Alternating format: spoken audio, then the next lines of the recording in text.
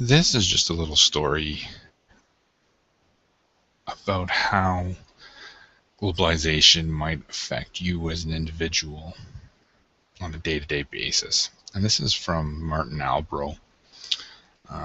It's a little dated. It's from 1995.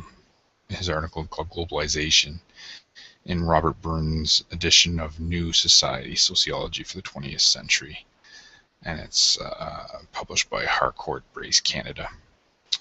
It's called Where is My Society? You get up in the morning, turn on the TV, and watch a mob burn down a temple in India. You snatch a croissant and a coffee, and you're about to leave the apartment when your landlord, who comes from Pakistan, calls and asks if you wouldn't mind buying some basmati rice grown in India and Pakistan on your way home after class.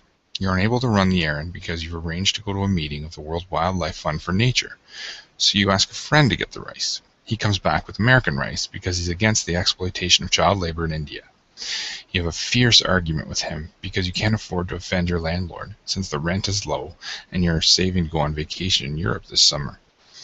But the argument ruins your plans anyways because you're going to travel with that very friend who speaks very good French. You regret this turn of events because you very much wanted to see your cousins in France. You telephone your uncle in France who reminds you that he's already bought you a plane ticket because it's cheaper to do so from there. It's all a mess and you finish up on your own in a cafe drinking a Pepsi and listening to a cool local reggae band. So below, I'm going to ask you to look for evidence of globalization in your lives. And sometimes, which we'll talk about later, we'll talk about how sometimes globalization is synonymous with Americanization, and that we're just kind of getting corporatized. Not sure what quite the correct verb is there. Thanks for listening.